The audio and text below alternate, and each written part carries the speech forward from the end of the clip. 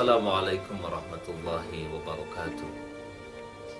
Innal hamdalillah wassalatu wassalamu ala Rasulillah wa ala alihi wa sahbihi wa mawalah wa ba'd. Kembali kita menikmati pagi dengan membuka bersama pikiran, hati dan jiwa kita dengan tadabbur sebagai aktivitas yang begitu bermakna dan sangat-sangat berharga buat kita. Satu aktivitas yang ditekankan di dalam Al-Quranul Karim agar kita mempertimbangkan untuk senantiasa mentadabburkan ayat-ayat Allah Azza wa Jalla setiap peristiwa dan kejadian dalam hidup ini, terutama dengan metodologi membaca dengan metodologi Allah Subhanahu wa Ta'ala. Di antara metodologi dan cara pandang kita membaca sesuatu adalah nama-nama Allah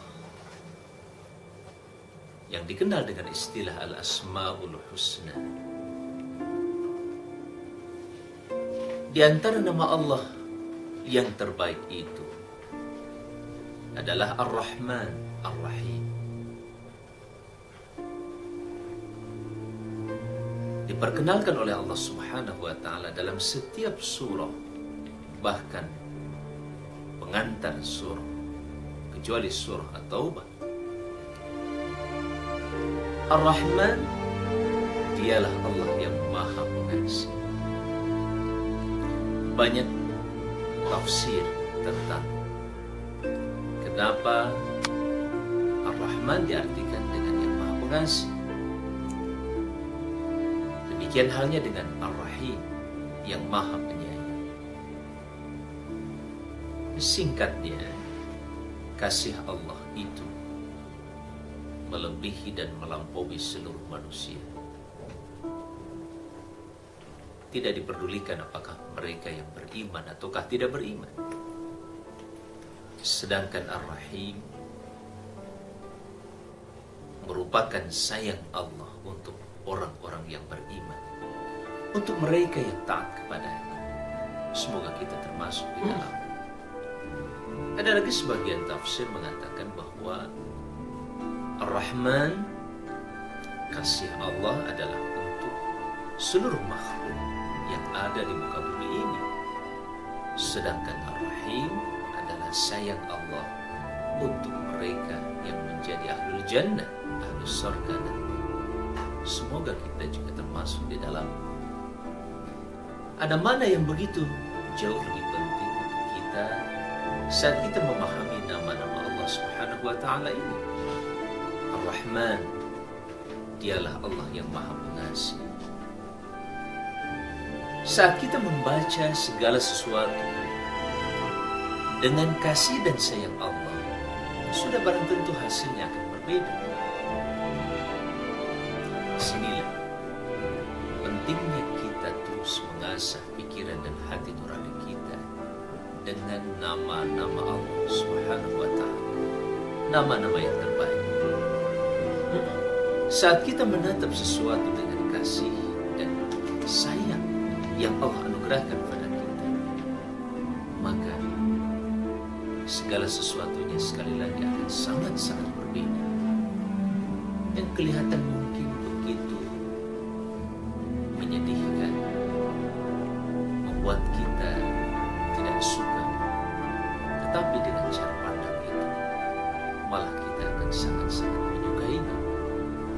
Itulah sekali lagi pentingnya kita memiliki paradigma, cara pandang yang berbeda, dan cara pandang yang sangat-sangat menguntungkan, sangat-sangat bermakna. Sudah barang tentu ada cara pandang diri kita sendiri yang amat sangat terbatas dengan indera-indera kita. Tapi cara pandang Allah Subhanahu wa Ta'ala akan menembus segala sesuatu, melampaui batas-batas yang ada di sekitar kita, bahkan batas waktu dan ruang sekali. Ar-Rahman Ar-Rahim. bacalah dengan nama Tuhanmu yang Maha Pengasih lagi Maha Penyayang. Salah satu pembelajaran yang berharga adalah sejarah, terutama sejarah kehidupan manusia yang termulia, manusia paling sempurna, Muhammad sallallahu alaihi wasallam, Rasulullah. Coba kita catat, ketika Allah Subhanahu wa taala menggambarkan kepribadian beliau, a'udzubillahi minasyaitonir rajim. Fabima rahmatin minallahi linta lahum walau kunta faddan ghalidhal qalbi lanfaddu min hawlik fa'fu anhum wastaghfir lahum washawirhum fil amr fa idza 'azamta fatawakkal 'ala Allah innallaha yuhibbul mutawakkilin. Shadaqallahul azim. Maka dengan rahmat Tuhan, rahmat dari Allah Subhanahu wa ta'ala, kita lihat bagaimana Nabi dan Rasul Allah Subhanahu wa ta'ala mendapatkan rahmat dari. Dengan rahmat itulah yang mempengaruhi cara beliau melihat sesuatu, cara beliau membaca sesuatu, cara beliau merasakan sesuatu, dan cara beliau kemudian mensikapi segala sesuatu. Dengan rahmat dari Tuhan, lintalahum, engkau menjadi lembut, hai Muhammad. Lembut hati nuraninya, lembut tutur katanya, lembut sikap maupun perilakunya. Kepada siapa? Lahum, kepada mereka, termasuk mereka yang memusuhi, mereka-mereka yang senantiasa mengganggu beliau pribadi, terutama agamanya. Tetapi dengan rahmat Tuhan, rahmat Allah, lintalahum, kau menjadi lembut. Sikap itu amat sangat diperlukan di dalam menata kehidupan.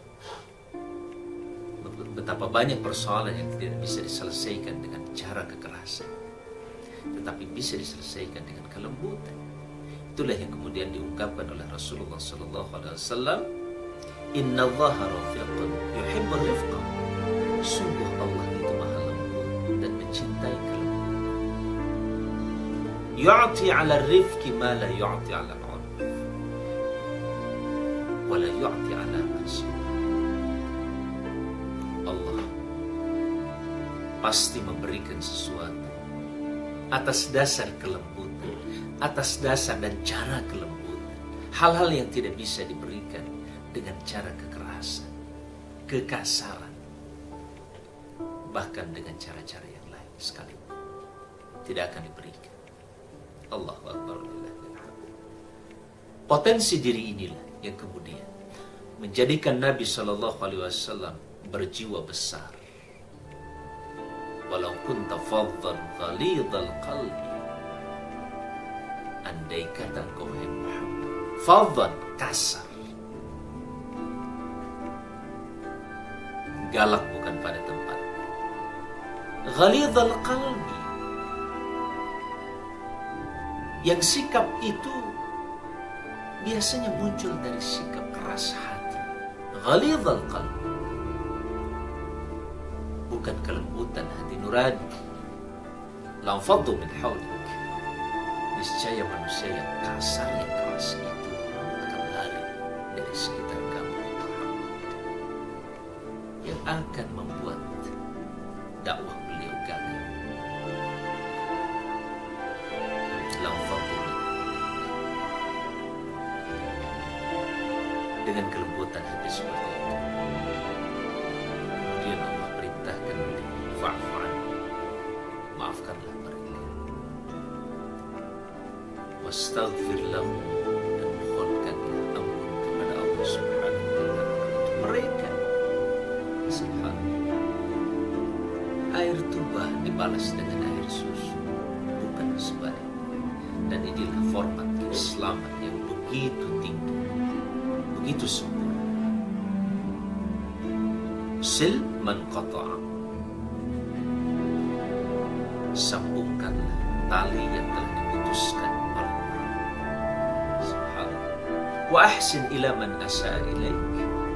Begitu sempurna lagi, berbuat baiklah kepada siapa saja yang telah berbuat buruk kepada Allah. Inilah cara pandang dan cara hidup menurut Allah Subhanahu wa Ta'ala. Dan itulah cara kita mensikapi kehidupan. Fa'fu anhum wastaghfir lahum. Seberat apapun kesalahan, seburuk apapun perilaku orang lain, maafkan dan mohonkanlah ampun kepada Allah untuk mereka.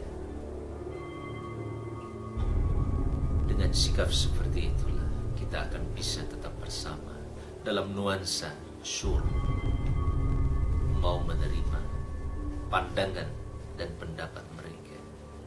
Wasyawirhum fil amr. Perintah selanjutnya adalah Nabi yang telah dijamin oleh Allah Subhanahu wa Ta'ala, yang telah terkontrol segala sesuatunya oleh Allah Azza wa Jal, masih tetap Allah perintahkan untuk bermusyawarah dengan mereka. Faida azamta, lalu apabila kamu telah mengambil sebuah keputusan, azam, sebuah ketetapan yang bulat disepakati bersama, tawakkal ala Allah. Lanjutkanlah dengan tawakal kepada Allah Subhanahu wa Ta'ala. Serahkan hasilnya kepada Allah Azza wa Jalla. Innallaha yuhibbul mutawakkilin. Sesungguhnya Allah mencintai orang-orang yang bertawakal. Itulah tadabbur kita yang begitu bermakna. Assalamualaikum warahmatullahi wabarakatuh.